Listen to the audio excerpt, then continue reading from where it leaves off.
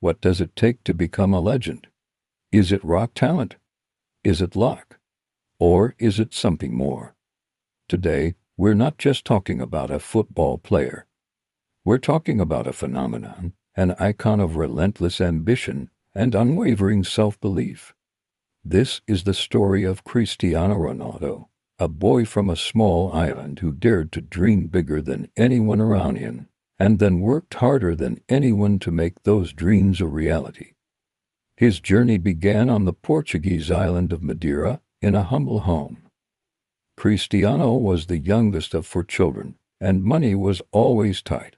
His father was a gardener, and his mother was a cook.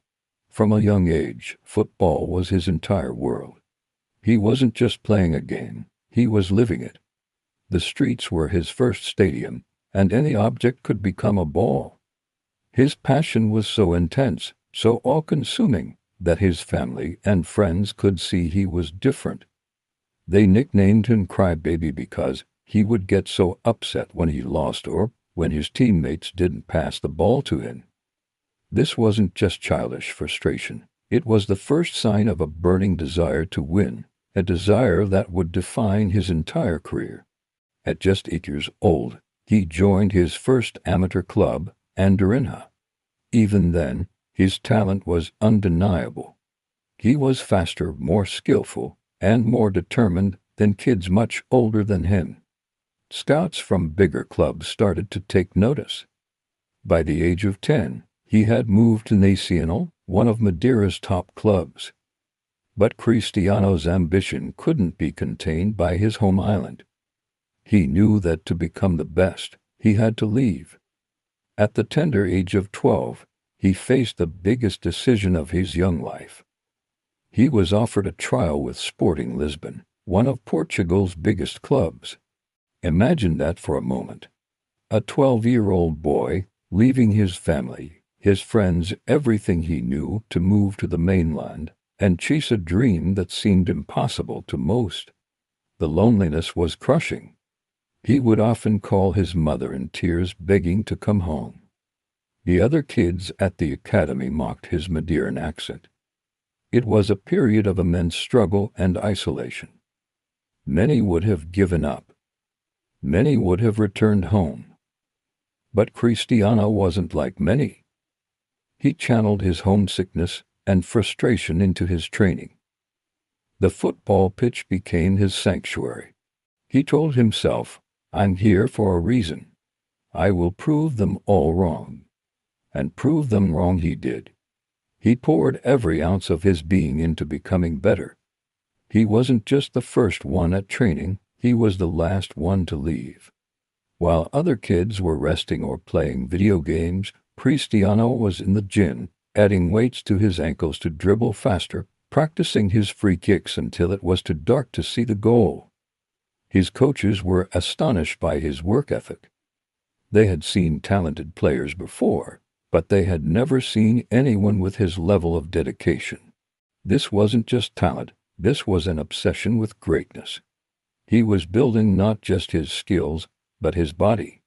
He transformed himself from a skinny, unassuming boy into a powerful, athletic machine. He understood early on that in modern football, physical prowess was just as important as technical skill. His breakthrough came faster than anyone expected. At just 16, he was promoted to Sporting's first team. And then in a now legendary preseason friendly against Manchester United in 2003, everything changed. The 18-year-old Ronaldo put on a masterclass. He ran circles around United's experienced defenders. They simply couldn't handle his speed, his tricks, his audacity. The Manchester United players were so impressed that on the plane back home, they urged their manager, the legendary Sir Alex Ferguson, to sign him. Ferguson didn't need much convincing. He saw what everyone else saw, a star in the making. A week later, Cristiano Ronaldo was unveiled as a Manchester United player, handed the iconic number 7 shirt, a shirt previously worn by club legends like George Best, Eric Cantona, and David Beckham. The pressure was immense. Moving to the English Premier League, one of the most physically demanding leagues in the world, was a huge step up. His first couple of seasons were a learning curve. He was criticized for being a show pony, for doing too many tricks and not having enough end product. But under the guidance of Sir Alex Ferguson, who became a father figure to him, Ronaldo matured. He learned to be more effective, to channel his skills into scoring goals and winning matches. He worked tirelessly to improve every aspect of his game. His free kick technique, his heading ability, his movement off the ball, nothing was left to chance. By the 2006 to 2007 season, he had exploded. He became Manchester United's main man, scoring crucial goals and leading them to the Premier League title. The following season, 2007-2008, was his masterpiece. He scored an incredible 42 goals in all competitions, leading United to a Premier League and Champions League double. He was crowned the best player in the world, winning his first Ballon d'Or. The boy from Madeira had reached the pinnacle of world football. But for Cristiano, one peak is just a starting point for the next climb. In 2009, he made a world record transfer to his dream club, Real Madrid. The pressure was even greater. At Real Madrid, winning isn't enough. You have to win with style. And here he entered into one of the greatest rivalries in sports history with Barcelona's Lionel Messi. This rivalry pushed both players to unimaginable heights. Every goal Messi scored, Ronaldo felt he had to answer. Every trophy Barcelona won, Real Madrid had to match. For 9 seasons, Ronaldo was a goal-scoring machine for Los Blancos. He shattered every record imaginable, becoming the club's all-time leading scorer in just 9 years, a feat that is almost unbelievable. He scored over a goal a game. He won 4 more Champions League titles, including an unprecedented 3 in a row. He won 4 more Ballon d'Or awards. He wasn't just a star, he was a galaxy. What's truly inspirational about Ronaldo is that his success isn't just a story of talent. It's a testament to his mindset. Think about the countless hours he spends in the gym, the strict diet he maintains, the ice baths, the recovery sessions. Even now, in his late 30s, an age when most players have retired or are playing at a lower level, he maintains the physical condition of an athlete in his prime. Why? Because the fire that burned inside him as a 12-year-old boy in Lisbon has never gone out. He still has that same hunger to be the best, to prove himself day in and day out.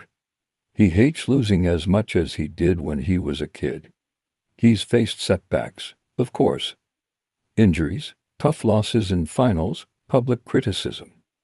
But every time he gets knocked down, he comes back stronger, more determined. When Portugal won the Euro 2016 final, he was stretchered off with an injury early in the game. But did he sit in the dressing room and feel sorry for himself? No. He was on the sideline, limping, shouting, coaching, encouraging his teammates like an assistant manager. His desire to win was so strong that he willed his team to victory even from the bench. That moment perfectly encapsulates who he is. Beyond the pitch, Ronaldo is also known for his philanthropy.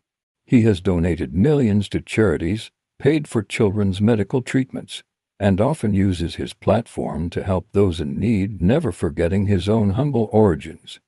He knows what it's like to have nothing, and he uses his success to make a positive impact on the world. So, what can we learn from Cristiano Ronaldo? We learn that talent is just the starting point. It's the work you put in when no one is watching that makes the difference. It's the self-discipline to choose the gym over a party, to eat healthy when everyone else is indulging. It's the mental fortitude to silence the doubters and to use criticism as fuel. It's the resilience to get back up after every failure and try again with even more intensity. His story teaches us that our background doesn't define our future.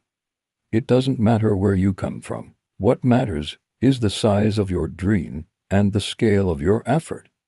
Cristiano Ronaldo didn't just become one of the greatest footballers of all time. He became a symbol of what is possible when talent meets an unbreakable will to win. He is a living, breathing masterclass in self-belief and hard work. And that is a legacy that will inspire generations long after the final whistle has blown on his incredible career. Thank you so much for watching.